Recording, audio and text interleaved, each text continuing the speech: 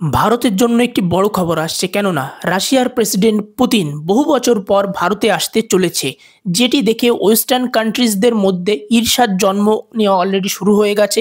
এবং 5ই December Putin যখন ভারতে আসবে, তখন দেখবেন ভারত সরকার কিন্তু তার এই যাত্রাকে অনেক বড় করে, অনেক মহিমান্বিত করে দেখাবে, যাতে ওয়েস্টার্ন কান্ট্রিজগুলোর মধ্যে একটি মেসেজ যায় এবং তাদের মধ্যে একটি ঈর্ষার জন্ম নেয়।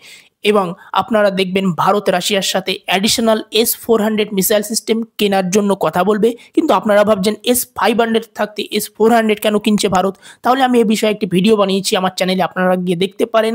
এর পাশাপাশি কিন্তু ভারত অন্যান্য ডিফেন্স ডিল করবে রাশিয়ার সাথে। যেমন ধরুন, রাশিয়া ভারতের HAL এর সাথে একটি মৌ স্বাক্ষর করেছে, যেখানে রাশিয়া ভারতের নিজের প্যাসেঞ্জারবাহী প্লেন তৈরি করতে ইচ্ছুক। কিন্তু এই মৌটি কিন্তু ফাইনাল নয়, মৌটিকে আরও অনেক চুক্তির মাধ্যমে ফাইনালাইজ করতে হয়।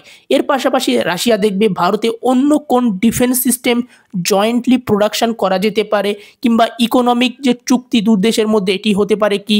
কেননা ভারত আর রাশিয়ার ট্রেড কিন্তু খুব কম পরিমাণে হয়, যেখানে রাশিয়া ভারতকে বেশি বিক্রি করে আর ভারত রাশিয়াকে অনেক কম বিক্রি করে। ফলে এটি পরিবর্তন করা প্রয়োজনীয়। আপনাদের ভিডিওটি কেমন লাগলো অবশ্যই জানাবেন এবং চ্যানেলটিকে অবশ্যই সাবস্ক্রাইব করবেন, লাইক করবেন ভিডিওটিকে।